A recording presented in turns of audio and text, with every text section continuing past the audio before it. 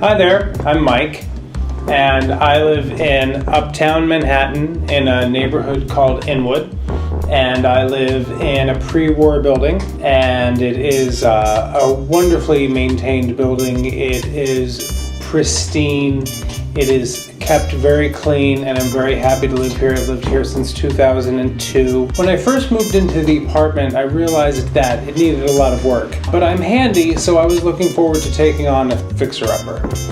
Since I moved in, there were obvious projects that needed to be addressed immediately, one of which was the kitchen. I renovated the kitchen in 2002. When I first moved into the apartment, the kitchen was a disaster. It had the typical 80s Formica cabinets and had a tile floor that was crumbling. The original kitchen was only about half the size of the kitchen is now. The original kitchen had a couple of half walls, and then it had a dining area or a breakfast nook. And we decided to blow that out and run the cabinets the full length of the kitchen. And it's really amazing how much more counter space we have and ample storage in the kitchen now. But in the last year, like everyone else, I've been spending a lot of time at home.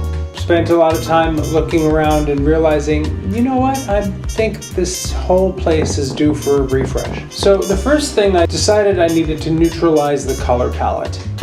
I had really been dealing with all of the rooms individually. This place is kind of an open concept. From the dining room to the living room to the studio, it's kind of all one big room, and one room reads one after the other. So I thought it was time to neutralize the color palette, and I went with a color called Roman Plaster from Behr. It really is just a nice off-white, and it helped to quiet the color scheme because I had a lot of color before. And I really decided to go with black and white because I decided that that would help to soften the overall color scheme and enable me to have pops of color with things like the drums and the guitars. So in the entryway, I decided to do a kind of mudroom because when people would come over, they would just drop their coats on the dining room chairs, and I really didn't like the way that looked. So I got a coat rack from Marshall's and a mirror that I already had, and it really made that space much more functional and really helped to set the tone for the rest of the apartment. The light fixture I actually found at a thrift store for $10 and I spray painted it, and the runner I found at Marshall's. Moving into the dining room, the fireplace is actually a funny story. A friend of mine bought a house in Marble Hill, which is walking distance from here. And this fireplace was on his front porch, and I said, "What are you doing with this fireplace?" And he said, "Oh, I'm getting rid of it." And I said, "Can I have it?" And he gave it to me, and I brought it home, and I actually pulled out some paint that I already had. The majority of it is this color called Brown Bag, and then I mixed a few different shades of darker brown and gray, and I painted up the trim because you couldn't really see the details the way it was before, because originally it was all white and it was kind of dirty and dingy, and it was just nice to refresh it. I ended up putting tiles on it, the tiles I got from Lowe's. And then I got a fireplace insert from Home Depot online. And then eventually I got the grate and the screen from Target, and it really helped it to become a fireplace feature. Obviously it's not a real fireplace. It doesn't give off any heat, and you can turn it on and off with a switch. The living room, one of the biggest things I wanted to do was to get a new sofa. And I had this sofa, it was tan corduroy sleeper sofa, like love seat from Jennifer Convertibles, and it served me well, but it was time, it was tired, it was dirty, and I just was ready for something new. I looked online at a lot of different sofas. What I discovered was this mid-century modern sofa on Amazon from a company called Modway. What was funny was I didn't realize that it was mid-century modern at the time. I just knew that I liked it. I liked the lines, I liked the angles, I liked the curves, I liked the color, I liked the tapered legs, I liked that it was up off the floor. Once I knew that that sofa was going to be the jumping off point, everything else in the apartment needed to follow suit, and I started developing an eye for mid-century modern design. Once I knew that the sofa was on the way, I realized that everything else was going to look shabby in comparison, and I really wanted to get a little more mid-century pieces. So I found these end tables. I found them at Home Goods, and they really look like they almost were meant to go with these bookcases that I got a few years earlier at Target. The rug I found at HomeSense, and the coffee table I found on Amazon, and it was $100, and I said, yes please, thank you. The light fixture was collecting dust in my friend's basement. Every day I look at that fixture and say, how could that be wasted in the basement? It wasn't plugged in, it didn't have any bulbs in it. So now I enjoy it every day. Also, I used to have this giant entertainment center, and I decided to get rid of it, and then I realized I actually had enough room for a couple of chairs. I was looking online for mid-century chairs, and of course the Eames lounge chair kept popping up, and I was like, I would really love to have one of those. And I found this one on Amazon. It was $250. I don't know how they can afford to make them for that price. And this chair that I'm sitting on, and the chair in the bedroom, my sister found them on the street. Someone had thrown them away. Who would throw away two beautiful mid-century modern chairs? Well, I'm okay with it because they're mine now. The studio, I actually decided a couple of years ago that I was going to build a custom desk. The desk I had previously was an L shape, but it wasn't the right size, and I really wanted one that was going to span the distance from wall to wall, and I wanted it to wrap around so I had enough room for the keyboard. And I actually went to a hardware store in Washington Heights because they carried lumber. And I found their finished plywood, and I asked them if they would deliver it. And the owner actually pulled his minivan around, and we put the plywood in the minivan, and he drove me home. And that night I got to work. By the next day the desk was assembled, and then I stained it with a water-based stain and a water-based polyurethane. I'm very pleased with this first attempt at building a desk. The next one, I really want to do it with a butcher block countertop because I think it's going to be much more substantial.